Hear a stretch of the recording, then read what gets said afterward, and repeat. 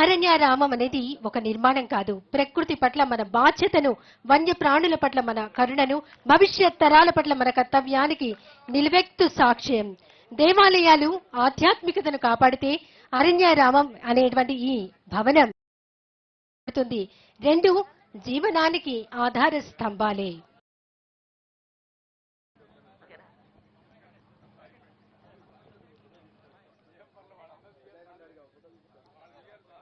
శంకుస్థాపన కార్యక్రమానికి మన రాష్ట్ర ఉప ముఖ్యమంత్రి వర్యులు శ్రీ కొణిదెల పవన్ కళ్యాణ్ గారు ప్రారంభోత్సవం చేశారు. అలాగే ఈ అరణ్యారామం భవనానికి సంబంధించినటువంటి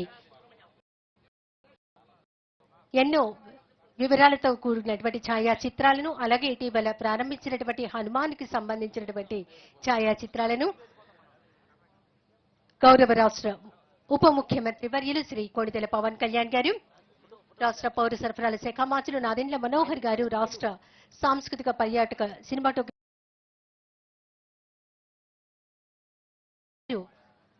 రాష్ట్ర ఉప ముఖ్యమంత్రి వర్యుల వెంట ఉండి ఛాయాచిత్రాలను పరిశీలిస్తూ ఉన్నారు. ఇటీవలే హనుమాన్ కార్యాలయాన్ని ప్రారంభించారు. ఇప్పుడు ఈ అరణ్యారామం పర్యావరణ పరిరక్షణ, వన్యప్రాణి సంరక్షణ, వాతావరణ మార్పులను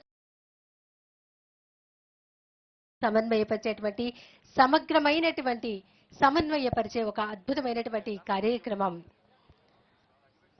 గౌరవ రాష్ట్ర ముఖ్యమంత్రి వర్యులు నారా చంద్రబాబు నాయుడు గారి స్వర్ణాంధ్ర విజన్ 2047 లక్ష్యాలకు అనుగుణంగా మరి ఈ కార్యక్రమం రూపొందించబడినది. ఆంధ్రప్రదేశ్ను ప్రపంచానికి ఆదర్శంగా నిలిపేటువంటి హరిత రాష్ట్రంగా తీర్చిదిద్దడమే ఈ అరణ్యారామం యొక్క ప్రధాన ఉద్దేశ్యం. అటవీ శాఖ అధికారులతో గౌరవ రాష్ట్ర ఉప ముఖ్యమంత్రి వర్యులు శ్రీ కొణిదెల పవన్ కళ్యాణ్ గారు ఒక అందమైనటువంటి ఛాయాచిత్రానికి సిద్ధంగా ఉన్నారు. ఆంధ్రప్రదేశ్ను హరితాంధ్రప్రదేశ్గా తీర్చిదిద్దడమే ప్రధాన లక్ష్యం.